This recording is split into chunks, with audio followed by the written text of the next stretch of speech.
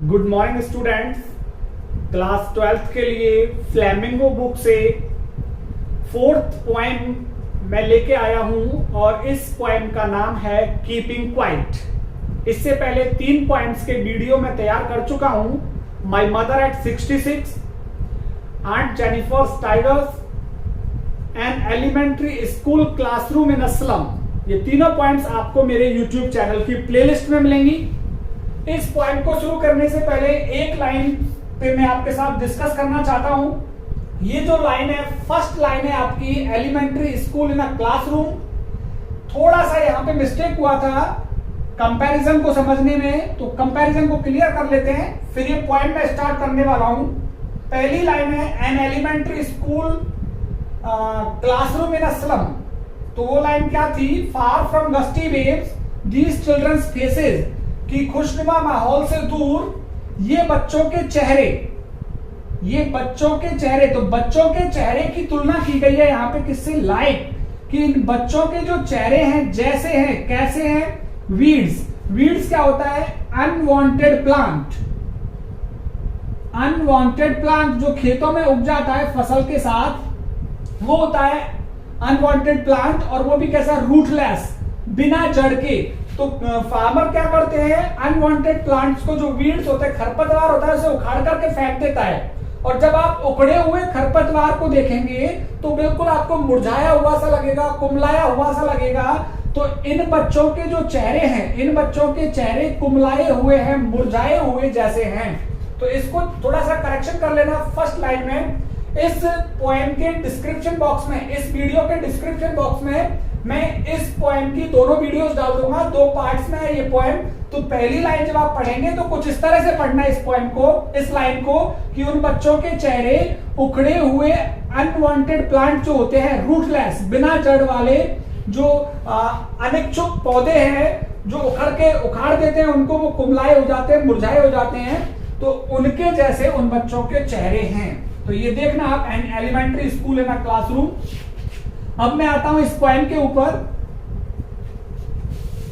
ये poem keeping quiet, this is the 4th poem in the syllabus of 12th class. तो देखिए, keeping quiet, शांत रहो, चुप रहो। शांत और चुप रहने के ऊपर पैब्लो नेरुदा, इन्होंने ये पोएम लिखी है। पैब्लो नेरुदा चाहते हैं कि शांति बनी रहे विश्व में, और भाईचारा बना रहे, आपसी सहिष्णुता बनी रहे, मदद के लिए आगे हाथ आए। व्यक्ति अपनी भौतिकवादी सोच को छोड़कर शांति वाली सोच को अपनाए, युद्धों को छोड़कर शांति की ओर जाए। तो यहाँ शांति को लेकर, कीपिंग क्वाइट, शांति को लेकर ये nearly 39 lines are here. 39 line, इनको हम एक एक करके एक्सप्लेन करने वाले हैं। वीडियो थोड़ा बड़ा होगा, पूरा आप देखेंगे तो मैं आपको भरोसा दिलाता हूं आपको ये पोएम बहुत अच्छी पसंद आने वाली है। पोएम स्टार्ट करने से पहले मैं चाहूंगा आप मेरे YouTube चैनल को सब्सक्राइब करें, और सब्सक्राइब करने के साथ ही बेल आइकन जरूर प्रेस करें। बेल आइकन प्रेस करने से आपको न्यू वीडियोस का नोटिफिकेशन मिलेगा, और आपको प्लेलिस्ट में भी ये वीडियोस सारी मिलेंगी। आइए स्टार्ट करते हैं। Now we will count to 12 and we will all keep still, for once on the face of earth, let not speak in any language, let's stop for 1 second and not move our arms so much. तो point कह रहा है now we will count to 12, अब हम 12 गिनेंगे। 12, तो 12 यहाँ पे represent कर रहा है 12 आवर्स को, कि हम 12 घंटे गिनेंगे, या 12 आवर्स, 12 मंथ्स भी हो सकते हैं, कि अब हम 12 महीने गिनेंगे या 12 घंटे गिनेंगे। तो these 12 they are referring to 12 hours और 12 months of a year। एक साल के 12 घंटे की बात भी कर रहा है, एक साल के एक दिन के 12 एक साल के 12 महीने और एक दिन के 12 घंटे की बात कर रहा है। तो कह रहा है now we will count to 12, अब हम 12 गिनेंगे, एंड और गिन करके क्या करेंगे? we will all keep still, हम बिल्कुल शांत हो जाएंगे। शांत, बिल्कुल सब कुछ काम करना बंद कर देंगे, एकदम से स्टिल हो जाएंगे, शांत हो जाएंगे। for once, एक बार, वो कह रहा है एक बार हम शांत हो जाएंगे। कहां पर? On the face of earth, इस पृथ्वी के फेस पर, इस पृथ्वी के धरातल पर, जो पृथ्वी हमारा संसार है, जो हमारी दुनिया है, सभी के सभी, पूरी दुनिया के लिए कह रहा है, ये किसी एक व्यक्ति से नहीं, पूरी दुनिया से कह रहा है कि जो पूरी दुनिया इस पृथ्वी पर रहती है, पृथ्वी जो उनका निवास स्थान है, फेस मतलब सरफेस, पृथ्वी का धरातल, पृथ्वी का जो धरातल है, इस पर जो दुनिया रह रही है, वो एक बार स्टिल हो जाए, एक बार शांत हो जाए। लेट नॉट स्पीक, हम बातें भी नहीं करें, काम करना तो छोड़िए, हम बातें भी नहीं करें। इन एनी लैंग्वेज, किसी भी भाषा में हम बातें नहीं करें, क्योंकि हमारी जो वर्ल्ड की जो लैंग्वेजेस हैं अलग अलग है, व्यक्ति की अपनी अलग अलग भाषाएं हैं, और इस भाषा की वजह से ही लैंग्वेज जो व्यक्ति बोलता है, इसके बोलने की वजह से ही झगड़े भी होते हैं इंसान में। तो इन झगड़ों से बचने के लिए एक दूसरे की भाषा को हम समझते भी नहीं है, इसलिए भी हम क्या करें, चुप हो जाएं, शांत हो जाएं। लेट नॉट स्पीक, बोले नहीं इन एनी लैंग्वेज, किसी भी भाषा में, क्योंकि ये बोलना और हमारी भाषा ये झगड़ा करवाती है, तो झगड़ा भी रुकेगा हमारा। Let's stop for 1 second, 1 second के लिए रुको तो सही, शांत हो तो सही सभी, पूरी दुनिया 1 सेकंड के लिए शांत हो जाओ, पृथ्वी पर जो निवास कर रही है शांत हो जाओ, चुप हो जाओ। एंड नॉट मूव, और हम नहीं हिलाएं, हम नहीं मूवमेंट करें अवर आर्म्स, हमारे हाथों को, आर्म्स से मतलब यहाँ हाथ भी है, आर्म्स से मतलब यहाँ शस्त्र भी है, वेपन्स, कि हम हमारे हथियारों को, हमारे हाथों को बहुत ज्यादा नहीं हिलाएं, चुप बिल्कुल एकदम शांत हो जाए। तो 12 गिनने के बाद वो कह रहा है कि जो पृथ्वी पर रह रहे हैं जो लोग, जो मानवता रह रही है, ह्यूमैनिटी, पूरा जो मनुष्य वर्ल्ड जो पूरा रह रहा है पृथ्वी की सतह पर, वो 12 काउंट करने के बाद एकदम से शांत हो जाए, किसी भी लैंग्वेज में वो बोले नहीं, क्योंकि बोलने से भी कई बार झगड़े हो जाते हैं, और पूरे वर्ल्ड की जो लैंग्वेज है अलग अलग है, ये बाधाओं के रूप में है, बैरियर्स के रूप में है। तो कम से कम जब हम बोलेंगे नहीं तो ये बैरियर्स खत्म हो जाएंगी, बाधाएं खत्म हो जाएंगी, और हम सभी एक जैसे हो जाएंगे, यूनिटी आ जाएगी हम में, क्योंकि लैंग्वेज हमको अलग अलग कर देती है, कोई इंग्लिश बोलता है, कोई चाइनीज बोलता है, कोई हिंदी, कोई फ्रेंच बोलता है। तो ये भाषा क्या है, एक बाधा है, व्यक्ति के मिलन में बाधा। और लेखक कहना चाहता है कि जब हम बोलेंगे नहीं तो फिर भाषा निकलेगी ही नहीं, और व्यक्ति फिर आराम से यूनिटी, उनमें यूनिटी बनेगी, व्यक्ति आपस में एक दूसरे से जुड़ सकते हैं। कब? जब वो कुछ भी बोलेंगे नहीं और चुप हो जाएंगे, कुछ करेंगे नहीं। It would be an exotic moment without rush, without engines, we would all be together in a sudden strangeness.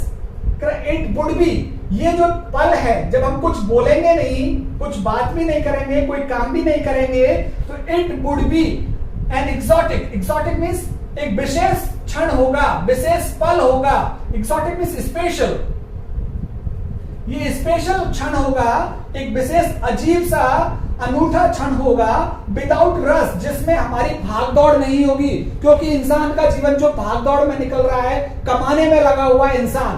तो जब वो 12 गिनेगा और जब एकदम खड़ा हो जाएगा, चुप होगा, तो क्या होगा, विदाउट रस, भाग दौड़ नहीं होगी, विदाउट इंजन्स, और चारों ओर जो ये मानवता, इंजन से मतलब यहाँ मशीन से घिरी हुई है, मशीनें चलती रहती हैं उद्योग, इंडस्ट्रीज में, फैक्ट्रीज में, इंजन्स की बात करें तो जितने भी हमारे ट्रांसपोर्टेशन हैं, ऑल दीज थिंग्स, ये सभी मशीन्स हैं। तो एक बार जब इंसान चुप हो जाएगा तो मशीनें भी क्या हो जाएंगी, शांत हो जाएंगी, विदाउट इंजन्स कि ट्रांसपोर्टेशन एकदम से बंद हो जाएगा, फैक्ट्रीज भी और सारे इंडस्ट्रीज भी जहां मशीनें लगी हुई हैं, वो मशीन, बिना मशीनों के ये पल हो जाएगा जब इंसान भाग दौड़ नहीं कर रहा होगा, मशीनों से भी दूर होगा, मशीनें भी चुप हो जाएंगी।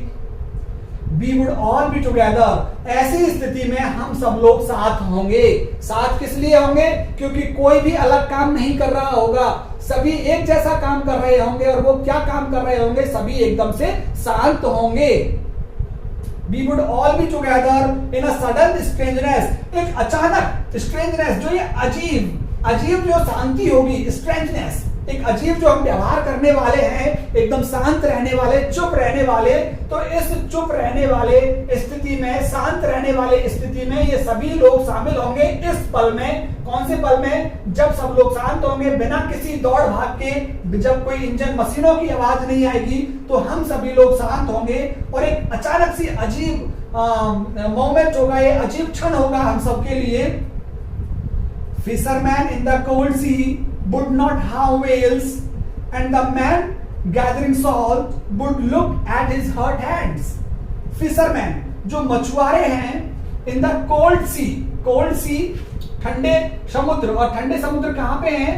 जो हमारे पोल्स हैं, ध्रुव, साउथ पोल और नॉर्थ पोल, दक्षिणी ध्रुव में, उत्तरी ध्रुव और दक्षिणी ध्रुवों पर जो समुद्र हैं वहां पर ठंडे समुद्र हैं। उन ठंडे समुद्रों में क्या होता है? फिशरमैन, मछुआरे, वुड नॉट हार्म, ये हानि नहीं पहुंचाएंगे, ये मछुआरे हानि नहीं पहुंचाएंगे व्हेल्स, मछलियों को, क्योंकि ये मछुआरे व्यापार के रूप में या भोजन के रूप में इन मछलियों को पकड़ते हैं। जब सभी शांत हो जाएंगे उस क्षण, तो उस क्षण क्या होगा? मछुआरे भी अपने भोजन के लिए या अपने प्रोफेशन, अपने व्यवसाय के लिए, अपने जॉब के लिए मछलियों से मतलब या एनिमल से है, किसी भी जानवर को नहीं मारेंगे, किसी भी जानवर का शिकार नहीं करेंगे, किसी जानवर को अपने भोजन के लिए नहीं खत्म करेंगे। तो फिशरमैन से मतलब ऑल ह्यूमैनिटी, पूरी मानवता जब शांत रहेगी तो जानवर जिनका शिकार किया जाता है आनंद के लिए या जिनको मारा जाता है फूड के लिए, तो वो भी बचे रहेंगे, उनको भी नुकसान नहीं होगा। तो यहाँ पे fisherman in the cold sea would not harm whales, वो भी मछलियों को हानि नहीं पहुंचा पाएंगे जो व्यवसाय के लिए या भोजन के लिए उनको मारते हैं। And the man gathering salt, और वो लोग जो नमक इकट्ठा करने में लगे हुए हैं, या हम कहें जो व्यक्ति उद्योग जो अपने जॉब में लगे हुए हैं, काम धंधे में लगे हुए हैं, would look at his hurt hand, उनके पास भी अवसर होगा अपने हर्ट हैंड्स, अपने चोटग्रस्त हाथों को देखने का, कि जो नमक इकट्ठा करने में लगे हुए हैं, नमक इकट्ठा करते करते वो इतने डूब जाते हैं अपने व्यवसाय में, अपने धंधे में, कि वो अपने हाथों को देखते ही नहीं है कि हाथों में कितनी चोट या कितने घाव उनके हाथों में हो गए हैं। तो जब वो रुकेंगे, स्टिल होंगे, तो उनके पास भी समय होगा अपने हाथों को देखने का कि हमारे काम से, हमारे डीड्स से, हमारे डीड का रिजल्ट जो है वो हमारे लिए हार्मफुल है या फिर बेनिफिशियल है। इसको सोचने के लिए हमारे पास अवसर होगा कि जो काम हमारे द्वारा किए जा रहे हैं, जो काम हमारे द्वारा किए जा रहे हैं, उन कार्यों का परिणाम हमारे लिए हानिकारक है या बेनिफिशियल है। क्योंकि देखिए, फिशरमैन व्हेल्स को मारेगा तो प्रकृति का संतुलन खराब होगा, और यहाँ पे मनुष्य काम तो कर रहा है, सॉल्ट इकट्ठा कर रहा है, व्यापार में लगा हुआ है, उद्योग धंधों में लगा हुआ है, लेकिन वो अपने आप को कितना हर्ट कर रहा है, अपने आप को कितना चोट पहुंचा रहा है, ये देखने के लिए उसके पास समय ही नहीं है। तो उसके पास फिर समय होगा इन सारी चीजों को देखने का कि वो खुद को कितनी चोट पहुंचा रहा है, लगातार एक ही धंधे में लगा हुआ है, लगातार भौतिकवादी चीजों के पीछे, आराम की चीजों को इकट्ठा करने में लगा हुआ है, लेकिन वो ये नहीं देख रहा कि खुद को कितना नुकसान उससे हो रहा है। Those who prepare green wars, wars with gas, wars with fire, victory with no survivors, would put on clean clothes and walk about with their brothers in the shade doing nothing. Those who prepare green wars, वो लोग जो तैयारी करते हैं या जो तैयार रहते हैं ग्रीन वॉर्स के लिए, ग्रीन वॉर्स के लिए मतलब एनवायरनमेंट को खत्म करने के लिए जो तैयार रहते हैं, वातावरण से मतलब यहाँ नेचर, प्रकृति, जो प्रकृति पेड़ पौधों को खत्म करने, ग्रीन से मतलब यहाँ प्रकृति से, और वॉर मीन्स खत्म करना, कि जो लोग प्रकृति को खत्म करने के लिए तैयार रहते हैं, जो पेड़ों को काटते हैं, जो नदियों को प्रदूषित करते हैं, जो पहाड़ों को खत्म कर देते हैं, जो माइनिंग में लगे हुए हैं, खनिज में लगे हुए हैं, डिफॉरेस्टेशन में लगे हुए हैं, लगातार प्रकृति का दोहन करने में लगे हुए हैं वो व्यक्ति, तो those who prepare green war, जो प्रकृति का दोहन करते हैं, Wars with gas, Wars with fire, जो युद्ध लड़ते हैं गैस से, गैस मींस एटॉमिक पावर से, जो अणुबमों से युद्ध की तैयारी में है, विद फायर्स, जो आग से युद्ध लड़ते हैं दूसरे देशों के विरुद्ध, विक्ट्री विद नो सर्वाइव्स, वो जीत तो जाते हैं, विक्ट्री तो हो जाती है इन लोगों की विक्ट्री हो जाती है विद नो सर्वाइवर्स, लेकिन वो देखते हैं कि कोई पृथ्वी पर जीवित तो रहा ही नहीं है जिसके ऊपर शासन किया जाए। सर्वाइवर्स मींस जीवित, कि उन्होंने अपने हथियारों से चाहे वो एटॉमिक पावर हो, चाहे फिर वो फायर हो, इन हथियारों से पृथ्वी को समाप्त कर दिया। विजय तो मिल गई, लेकिन अब कोई जीवित तो बचा नहीं जिनके ऊपर वो शासन करें। तो ऐसे लोग जो प्रकृति को चोट पहुंचाते हैं, प्राकृतिक संसाधनों का दोहन करते हैं, उनको समय मिलेगा शांत रहकर सोचने का कि ये प्रकृति हमारे लिए कितनी लाभदायक है, इसके अंदर कितनी क्वालिटीज हैं, प्रकृति के साथ हमें संतुलन बना के रखना है। और वो व्यक्ति जो युद्ध लड़ते हैं अणुबम से या आग से या खतरनाक शस्त्रों से, फायर से मतलब यहाँ फैटल वेपन्स, खतरनाक हथियारों से और अणुबम से जो युद्ध लड़ते हैं, विक्ट्री उनको, जीत तो मिलेगी, लेकिन सर्वाइवर्स किनके ऊपर वो शासन करेंगे, क्योंकि कोई जीवित तो होगा नहीं। तो युद्ध में जाने से पहले यदि ये शांत हो जाएंगे, सोचने लग जाएंगे, शांत हो जाएंगे, तो युद्ध नहीं होगा। क्योंकि इनके कार्यों का परिणाम क्या होगा, हार्मफुल या बेनिफिशियल, इनको सोचने का मौका मिल जाएगा युद्ध लड़ने वालों को कि हम जो कार्य कर रहे हैं उसका जो रिजल्ट हार्मफुल है या बेनिफिशियल है। तो अगर हार्मफुल है तो मनुष्य फिर वो काम नहीं करेगा। और मनुष्य को हार्मफुल कब लगेगा अपना किया हुआ काम, जब वो एक पल के लिए सोचेगा, इंट्रोस्पेक्शन करेगा, मंथन करेगा, चिंतन करेगा, तो उसको लगेगा कि उसके काम ये खतरनाक है। मछलियों को पकड़ना खतरनाक है, सॉल्ट इकट्ठा करना, उद्योग धंधों में लगे रहना लगातार खतरनाक है, और पर्यावरण को काम खत्म करना खतरनाक है, युद्ध लड़ना, ये सब खतरनाक है। तो जब वो शांत होगा तो इन सारी चीजों के बारे में सोचेगा तो उसको पता लगेगा कि उसके जो डीड्स हैं उनका रिजल्ट हार्मफुल है या बेनिफिशियल है। विद नो सर्वाइवर्स, अब कोई जीवित ही नहीं रहेगा तो वो फिर जीत भी किस काम की है। Would put on clean clothes, और जब शांत रहेंगे हम, जब शांत होंगे तो would put on clean clothes, हम स्वच्छ कपड़े पहनेंगे। तो शांत होंगे, स्वच्छ कपड़े से मतलब यहां पे हमारी आइडियोलॉजी चेंज होगी, हमारी थिंकिंग चेंज होगी, हमारी विचारधारा चेंज होगी, हमारा एटीट्यूड चेंज होगा। एटीट्यूड तो क्लीन क्लॉथ से मतलब हम स्वच्छ कपड़े पहनेंगे। जब शांत होंगे तो क्या होगा, हमारी विचारधारा चेंज होगी, हमारा दृष्टिकोण चेंज हो जाएगा। शांत होंगे और सोचेंगे कि कितना गलत कर रहे हैं हम युद्ध करके, मानवता का नाश कर रहे हैं युद्ध करके हम। जब मानवता ही खत्म हो जाएगी तो फिर हम जीत कर क्या करेंगे। तो लोगों की आइडियोलॉजी चेंज हो जाएगी। पुट ऑन क्लीन क्लॉथ, और तो ये स्वच्छ कपड़े कब पहनेंगे हम, जब हम सोचने लगेंगे, कुछ भी काम नहीं करेंगे, शांत हो जाएंगे, तो फिर हमको पता लगेगा कि हमारे द्वारा किए हुए कार्यों का परिणाम क्या है, हार्मफुल है या बेनिफिशियल है। तो जब हमारा दृष्टिकोण चेंज होगा, जब हम शांत होंगे, तो जब कोई भी काम नहीं कर रहे होंगे तो हम क्लीन क्लॉथ्स, स्वच्छ कपड़े पहनेंगे। स्वच्छ कपड़े से मतलब हमारा नजरिया चेंज होगा, हमारा वे ऑफ थिंकिंग, एटीट्यूड हमारा चेंज होगा। और एटीट्यूड जब और वे ऑफ थिंकिंग चेंज हो जाएगा तब क्या होगा, एंड वॉक अबाउट, हम चलेंगे विद दियर ब्रदर्स, अपने भाइयों के साथ, कि जो हमारी पूरी मानवता है, ह्यूमैनिटी, वो हमारे भाई हैं।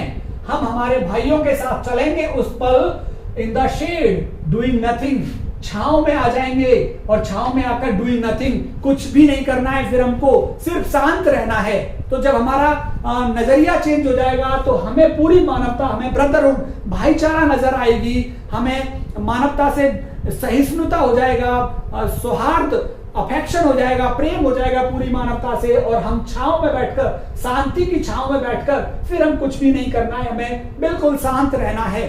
तो शांत रह करके देखिए शांति का कितना फायदा है। थोड़ी देर के लिए शांत रहिए तो फिर आपको पता लगेगा कि जो मैं काम कर रहा हूं वो सही है या गलत। जैसे कि मैं उदाहरण दूं, कोई इंसान सुसाइड करता है तो सुसाइड करने से पहले वो शांत हो जाए और सोच ले कि मैं कर रहा हूं जो गलत है या सही, तो फिर वो सुसाइड नहीं करेगा। तो यहाँ पे वही युद्ध के करने से पहले सोचे कि युद्ध मैं करूंगा। जैसे आप सम्राट अशोक का उदाहरण ले सकते हैं। अशोक जो किंग हुआ था, उसने जब जीत लिया था, जीतने के बाद वो रोया देखकर कि मानवता का कितना लॉस हुआ है, कितने लोग मरे हैं युद्ध में, तो फिर उसने युद्ध को करना छोड़ दिया था। काश वो पहले सोच लेता युद्ध करने से पहले, तो वो युद्ध नहीं करता। तो वो कह रहा है कि जब हमारा विचार चेंज हो जाएंगे, जब शांत रहेंगे, विचार चेंज हो जाएंगे, तो हम क्या करेंगे, साथ में बैठेंगे, सभी ब्रदर्स हो जाएंगे, मानवता, यूनिटी आ जाएगी हम में। In the shade doing nothing, और कुछ भी नहीं करेंगे, फिर हम शांत रहेंगे। What I want should not be confused. जो मैं चाहता हूं उससे भ्रमित मत हो जाना, तुम कंफ्यूज मत हो जाना. विद टोटल इनएक्टिविटी, मैं टोटल इनएक्टिविटी की बात नहीं कर रहा हूं. टोटल इनएक्टिविटी मींस पूर्ण निष्क्रियता. पूर्ण निष्क्रियता कि मैं पूर्ण निष्क्रियता की बात नहीं कर रहा. मैं ये नहीं कह रहा कि तुम बिल्कुल सब कुछ छोड़ छाड़ करके बैठ जाओ और सो जाओ या बैठे रहो, ऐसी बात नहीं कर रहा हूं. मैं पूर्ण निष्क्रियता की बात नहीं कर रहा. वो कह रहा है life is what it is about. जीवन जो है वो चलता रहना चाहिए, कि आप जो काम करते हैं उनको करते रहो. Life is what it is about, क्योंकि जीवन का काम चलना है, तो जीवन जो है उसको बिल्कुल वैसे ही चलने दो. लेकिन कुछ करने से पहले शांत मन से सोचो कि उनके रिजल्ट क्या होंगे उस काम के जो आप कर रहे हैं. I want no truck with death. मेरा कहने का मतलब जो मैं चाहता हूं, नो ट्रक विद डेथ, उसको मैं रिलेट नहीं कर रहा हूं. रिलेट मीन संबंध करना. उस जिस शांति की बात मैं कर रहा हूं, डूइंग नथिंग मीन्स स्टिलनेस, शांति. मैं कह रहा हूं कि शांत हो जाओ, तो मेरा इस स्टिलनेस से मतलब टोटल इनएक्टिविटी से नहीं है. मैं पूर्ण निष्क्रियता की बात नहीं कर रहा हूं. I want no truck with death, कि मेरा स्टिलनेस से संबंध मृत्यु से नहीं है, कि जैसे मृत्यु हो जाती है इंसान की और पड़ा रहता है कुछ भी नहीं करता. ऐसे नहीं कह रहा कि मैं इंसान पड़ा रहे अपने घरों पे और कुछ भी नहीं करे, क्योंकि वो पहले ही कह रहा है कि भ्रमित मत हो ना तुम. जीवन तो जैसा चलता है वो चलेगा. आपके द्वारा किए हुए काम होंगे, आप करेंगे कार्य को, आप सुख सुविधा की चीजों के पीछे भागेंगे, भागो. लेकिन एक बार देख तो लो कि आपके किए हुए कार्य से आपको ही तो चोट नहीं पहुंच रही, या किसी दूसरे व्यक्ति को तो चोट नहीं पहुंच रही. इसलिए खड़े हो और शांत हो जाओ. कीपिंग क्वाइट, शांत हो जाओ और परिणाम के बारे में सोचो. If we were not so single minded, यदि हम सिंगल माइंडेड नहीं होते. सिंगल माइंडेड मीन्स एक ही लक्ष्य, कि हमारा एक ही लक्ष्य. यदि हमारा एक ही लक्ष्य नहीं होता, यदि हमारा एक ही लक्ष्य नहीं होगा, और इंसान का एक ही लक्ष्य क्या है इस टाइम, पैसे कमाना, पैसे कमा करके आरामदायक चीजें अपने लिए खरीदना. लेकिन इंसान क्या करता है, उन आरामदायक चीजों का मजा भी नहीं लेता और दूसरी चीज खरीदने लग जाता है, आरामदायक चीजें. तो इंसान कैसा हो रहा है, सिंगल माइंडेड, भौतिकवादी हो रहा है, पैसे के पीछे दौड़ रहा है इंसान. तो if we were not so single minded, यदि हम सिंगल माइंडेड नहीं हुए होते about keeping our lives moving, सिर्फ हमारे जीवन को चलाना ही हमारा मकसद नहीं रहा होता. अबाउट कीपिंग अवर लाइव्स, कि हम हमारे जीवन को मूव आगे की आगे ले जा रहे हैं सिर्फ. जबकि वो कह रहा है कि यदि ऐसा होगा, यदि सिंगल माइंडेड हो जाएंगे, एक ही लक्ष्य हो जाएगा, और हमारा जो हमारा लक्ष्य अपने जीवन को आगे बढ़ाना, प्रोग्रेस करना ही होगा, तो दूसरी जो हमारे अंतर्मन की आवाज है, जो हमारी स्पिरिचुअल पावर है, वो डेवलप नहीं होगी, आध्यात्मिक शक्ति डेवलप नहीं होगी, भाईचारा डेवलप नहीं होगा, मदद करने वाली भावना डेवलप नहीं होगी. तो मदद करने वाली भावना, भाईचारा, आध्यात्मिक ताकत हमारे अंदर कब डेवलप होगी, जब हम शांत रहेंगे और सोचेंगे. और जब शांत रहेंगे और सोचेंगे तब क्या होगा, तब हम सिंगल माइंडेड नहीं रहेंगे. शांत रहेंगे और सोचेंगे तो सिर्फ हम भौतिकवादी चीजों के पीछे ही नहीं दौड़ेंगे. हम चीजों को इकट्ठा करेंगे, प्रोग्रेस करेंगे, लेकिन हम उतना ही स्पिरिचुअल पावर्स, भगवान की ओर भी ध्यान लगाएंगे, उतना ही हम मानवता की ओर भी ध्यान लगाएंगे, उतना ही हम भाईचारे की ओर भी ध्यान लगाएंगे. तो वो कह रहा है if we were not so single minded, यदि हमारा एक ही लक्ष्य नहीं रहा होगा about keeping our lives moving, कि हम हमारे जीवन को ही चलाते रखें, and for once could do nothing, और एक बार जब हम कुछ नहीं करेंगे, स्टिल हो जाएंगे, शांत हो जाएंगे, हम स्पिरिचुअल पावर्स को डेवलप करेंगे. वंस, एक बार जब हम भाईचारे को विकसित करेंगे, एक बार हमारी आध्यात्मिक रिलीजियस पावर्स को डेवलप करेंगे, एक बार इंट्रोस्पेक्शन, एक बार जब हम मंथन करेंगे, परहैप्स शायद तब क्या होगा, अ ह्यूज साइलेंस, एक अजीब, एक विशाल और बहुत बड़ी शांति. जब हम इंट्रोस्पेक्शन करेंगे, मंथन करेंगे, स्पिरिचुअल पावर्स को जगाएंगे, भगवान के प्रति ध्यान लगाएंगे, मेडिटेशन हम करेंगे, तो एक ह्यूज साइलेंस हमारे मस्तिष्क में आ जाएगी. हमारे शरीर को एक विशाल शांति आकर के घेर लेगी, और फिर ये शांति क्या करेगी, माइट इंटरप्ट, रोक देगी, बाधित कर देगी. इंटरप्ट मीन्स रोकना. तो ये शांति रोक देगी किसको? सैडनेस। सैडनेस मीन्स डलनेस, जो हमारे लाइफ में डलनेस आ जाती है, उबाऊपन आ जाता है। किस चीज से? एक ही काम करने से, लगातार पैसा कमाने से, पैसा कमाने से। तो जो डलनेस आ जाती है लाइफ में, उबाऊपन आ जाता है, उस उबाऊपन को रोक देगा क्या चीज? ह्यूज साइलेंस, विस्तृत शांति। और वो विस्तृत शांति किससे आएगी? जब आप अपनी दूसरी अन्य स्पिरिचुअल पावर्स को जगाएंगे। और ये स्पिरिचुअल पावर्स कब जागेंगी? जब आप कुछ नहीं करेंगे, कुछ डू नथिंग, जब आप बिल्कुल शांत रहेंगे तो अन्य जो दूसरी पावर्स हैं आपकी वो जागेंगी। और वो जागेंगी तो क्या करेंगी? माइट इंटरप्ट, वो रोक देंगी किसको? सैडनेस, उबाऊपन को। Of never understanding of ourselves, कि हम अपने आप को समझते ही नहीं, हम अपने आप को समझ ही नहीं पाए, क्योंकि हम सिंगल माइंडेड हो गए, हम पैसे के पीछे भागते रहे और हमारी आत्मा, हमारा अंतर्मन क्या चाहता है उस पर कभी हमने ध्यान ही नहीं दिया। तो इस पर ध्यान कब जाएगा? Of never understanding of ourselves, कि हम अपने आप को समझेंगे। हमने जो पहले कभी नहीं समझा, हम सिंगल माइंडेड हो गए, एक ही चीज के पीछे दौड़ते गए, तो हम सिंगल माइंडेड नहीं होंगे। कब? जब हम शांत होंगे, और शांत होंगे तो फिर क्या? अंडरस्टैंडिंग ऑफ अवरसेल्व्स, हम अपने आप को समझेंगे कि हमारी आत्मा क्या चाहती है, हमारा शरीर हमसे क्या चाहता है।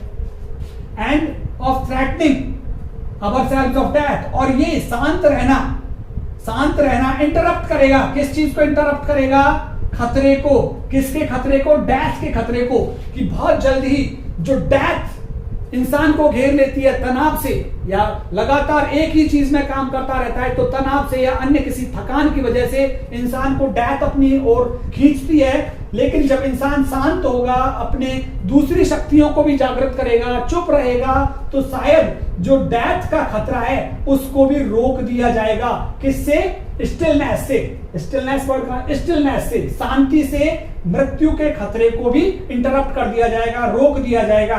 तो हमारी लाइफ, हमको डलनेस नहीं लगेगी, उबाऊपन नहीं लगेगा लाइफ में। हम अपने आप को समझेंगे, अंडरस्टैंडिंग ऑफ अवरसेल्व्स, हम हमारी आत्मा को समझेंगे, मन को समझेंगे, और मृत्यु के खतरे से भी दूर हो जाएंगे। कब? कुड डू नथिंग, जब हम कुछ भी नहीं करेंगे, जब हम चुप होंगे और अपने आप को समझेंगे। Perhaps the earth can teach us, शायद पृथ्वी हमको पढ़ा सकती है। As when everything seems dead, जब पृथ्वी पर हर चीज बिल्कुल मृत प्राय नजर आती है।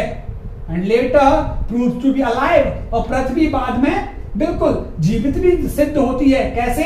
कि रात में आप देखिए पृथ्वी पर कोई गतिविधि नहीं होती है, लेकिन जीवन अनंत लगातार चलता रहता है। या फिर मैं दूसरा उदाहरण दूं, पृथ्वी पर आप देखेंगे कि जब पतझड़ ऋतु आती है, सारे पत्ते गिर जाते हैं प्रकृति के, पेड़ पौधों के, या सर्दी की ऋतु आती है तो बर्फ वाले प्रदेशों में बर्फ जम जाती है, वहां जीवन बिल्कुल रुक जाता है, जीवन रुक जाता है। लेकिन फिर भी जीवन सीक्रेटली चुपचाप चलता रहता है। और फिर क्या होता है? थोड़े दिन बाद जब वो विंटर सीजन खत्म होता है तो फिर वहां जीवन निरंतर हो जाता है, फिर से चहचहाने लग जाते हैं। पतझड़ खत्म होती है तो स्प्रिंग सीजन आ जाता है, पत्तियां फिर आ जाती हैं, पेड़ पौधे हरे हो जाते हैं। तो पृथ्वी से हम सीख सकते हैं कि the earth can teach us, पृथ्वी हमको सिखा सकती है। As when everything seems dead, जब हर चीज आपको मृत प्राय लगती है। And later proves to be alive, बाद में सारी चीजें अपने आप जीवंत उठती हैं।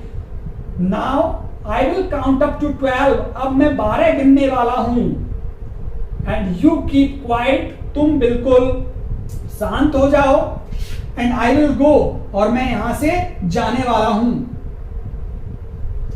मैं यहां से जाने वाला हूं। तो कह रहा I will count up to 12, अब मैं 12 गिनूंगा। एंड यू कीप क्वाइट, तुम शांत हो जाओ। एंड आई विल गो, अब मैं यहां से चला जाऊंगा। मैंने तुमको मैसेज दे दिया है, संदेश दे दिया है कि काउंट करो 12 काउंट करने से स्टिलनेस आएगी। इंट्रोस्पेक्शन करो अपने आप का, अपने कार्यों का।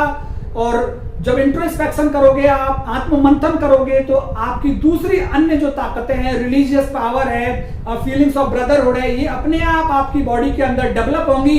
तो आपको तो खतरे से बचाएंगी ही, साथ में आपके द्वारा किए हुए कार्यों से जो कुछ खतरा ह्यूमैनिटी को होगा, जैसे युद्धों से होता है, उस युद्ध के रिजल्ट के बारे में भी आपको सोचने का मौका मिलेगा शांत रह करके, तो आप उस चीज से फिर दूर हो जाओगे। तो कीपिंग क्वाइट बहुत शानदार पॉइंट है कि शांत रहो और शांत रहकर एक बार जो कार्य आप कर रहे हो उसके बारे में सोचो कि आप वो कार्य सही कर रहे हैं या गलत। तो ये हमारी पॉइंट हुई। उम्मीद करता हूं आपको पसंद आई होगी।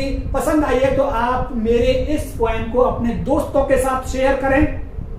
शेयर करने के साथ ही आप सब्सक्राइब करें और सब्सक्राइब करने के साथ बेल आइकन जरूर हिट करें। बेल आइकन दबाने से नोटिफिकेशन मिलेगा न्यू वीडियोस का, और प्लेलिस्ट चेक करते रहें क्योंकि ये 4th पोएम है और तकरीबन 5 लेसन्स में आपकी फ्लेमिंगो बुक के मैं ऑलरेडी प्लेलिस्ट में सेट कर चुका हूं और 3 लेसन्स विस्टस बुक के मैं ऑलरेडी वहां पे सेट कर चुका हूं। मींस बहुत सारा आपके पास मटेरियल है। देखते रहिए प्लेलिस्ट को और अपनी पढ़ाई को कंटिन्यू कीजिए। बहुत बहुत धन्यवाद आप सभी का।